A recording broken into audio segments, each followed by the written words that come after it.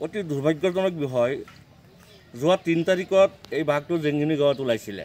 তাতে আব্দুল আজিজ, আক্তাৰ হুছেইন আৰু আতাউৰ ৰহমান নামৰ ৩জন মানুহক আক্ৰমণ কৰিছে আৰু এই ৩জন মানুহ এতিয়ালৈকে চিকিৎসাধীন হৈ আছে। অতি জটিল অৱস্থাত, সংকটজনক অৱস্থাত তেখেতসকলৰ চিকিৎসাধীন হৈ আছে। কিন্তু তাৰ পিছত ৩ দিনমান অতিবাহিত কৰিছে জেংগিনি গাঁৱত বাঘটো। তাৰ পিছত জাৰামাৰীলৈ গুচি গৈছে।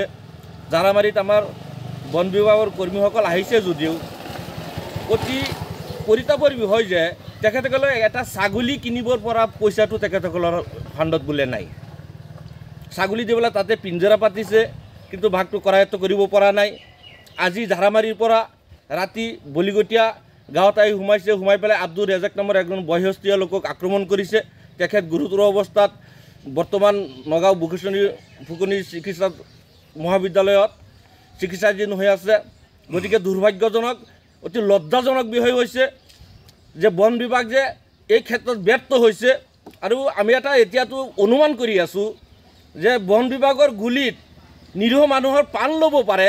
নিৰীহ মানুহৰ প্ৰাণতকৈ এতিয়া জন্তুৰ মমতাটো চৰকাৰৰ পক্ষৰ মানুহৰ ওচৰত বেছি অনুমান কৰি আছোঁ।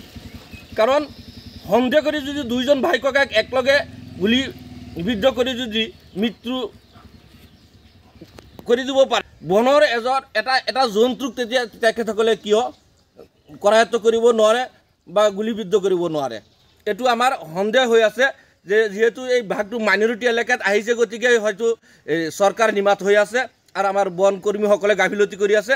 গতিকে ইয়াত আপোনালোকৰ আজি চেনেলৰ জৰিয়তে অসমৰ মুখ্যমন্ত্ৰী সন্মানীয় হিমন্ত বিশ্ব শৰ্মা ডাঙৰীয়াক অনুৰোধ কৰোঁ, আপুনি আপোনাৰ ফৰেষ্ট ডিপাৰ্টমেণ্টক আপোনাৰ পক্ষৰ পৰা এটা নিৰ্দেশ দিব লাগে যে অতি সোনকালে 5 ঘণ্টা বা 7 ঘণ্টাৰ ভিতৰত আমাৰ এই বলিগটীয়া গাঁৱৰ পৰা বাঘখন কৰায়ত্ব কৰি সিহঁতে সুকলমে যাতে ইয়াৰ পৰা লৈ যাব পাৰে, এইটো আমি স্থানীয় ৰাইজৰ পৰা আপোনালৈ আহ্বান জনাইছোঁ।